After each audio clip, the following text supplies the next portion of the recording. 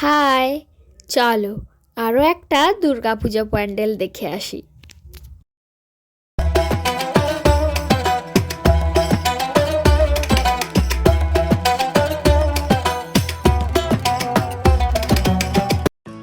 দিনটা ছিল সপ্তমীর সন্ধে।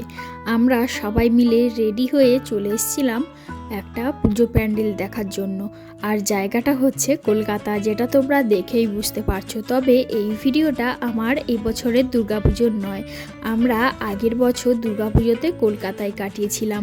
তো সেই পুজোগুলো তোমাদের সঙ্গে শেয়ারই করা হয়নি, তাই ভাবলাম এবছর পুজো গেল বলতে 2 মাস চলে গেছে পুজো। তারপরে আমার ভিডিও এডিট হচ্ছে, এখন বাজে 12টা 10, আর তখনও আমরা সবাই মিলে পুজো প্যান্ডেল দেখতেই ব্যস্ত।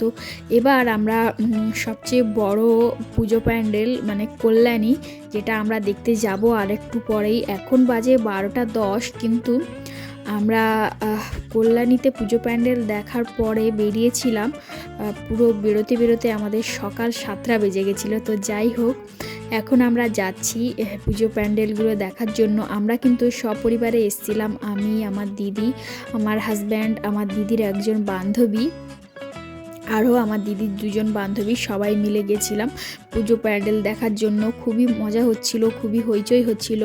তবে আমাদের ছোটোবেলা থেকে আমরা গ্রামেই বড় হয়েছি, সেই কারণে গ্রামের পুজো প্যান্ডেল দেখেই আমরা অভ্যস্ত। এরকম শহরে পুজো প্যান্ডেল এত দেখাই হয়নি, তাই আমার পাটা প্রচণ্ড ব্যথা করছিল হাঁটতে হাঁটতে। কারণ এদিকে মানে যতই পুজো প্যান্ডেল দেখতে যাচ্ছি, কিছুটা হলেও হাঁটতেই হচ্ছে। তাই আমি ছোটোবেলা থেকেই কোনো দিন কলকাতার দুর্গাপুজো দেখিইনি। বিয়ের পরে আমি আমার হাজব্যান্ড সবাই মিলে দুর্গাপুজোর প্যান্ডেল দেখলাম প্রথমবার। তো এটা আমার প্রথমবার নয়, এর আগের বছরও একবার দেখেছিলাম, খুব দারুণ লাগছিল।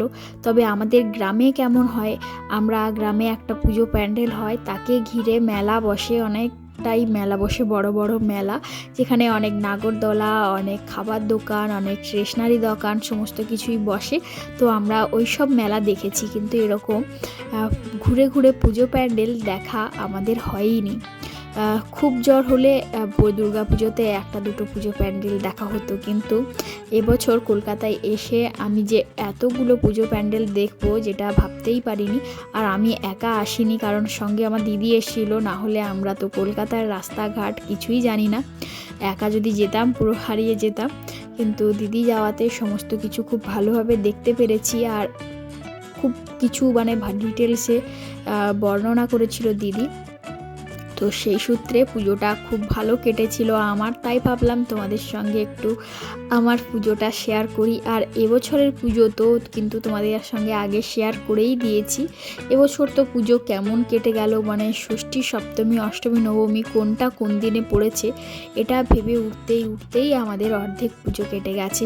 এই পুজো প্যান্ডেলটা কিন্তু খুবই সুন্দর সাজিয়েছিল, মানে একদম অন্য রকম, যেটা আমাদের গ্রামে এরকম পুজো প্যান্ডেল হয়ই না। একটা ছোটোখাটো পুজো প্যান্ডেল হয় আর চারিদিকে মেলা বসে, এই শেষ। কিন্তু এরকম বিভিন্ন ধরনের প্যান্ডেল আমি কিন্তু এখানে এসেই প্রথমবার দেখেছি। তো যাই হোক, আমার আজকের ভিডিওটা তোমাদের কেমন লাগলো কমেন্টে জানাও। ভালো লাগলে প্লিজ একটা লাইক করে দিও। আর যারা আমার চ্যানেলে নতুন আছো, আমার ভিডিও দেখছো কিন্তু এখনও সাবস্ক্রাইব করোনি, তো তারা ঝটপট করে আমার চ্যানেলটিকে সাবস্ক্রাইব করে নাও। আমি ধীরে ধীরে আরও ভালো ভালো ভিডিও আনবো।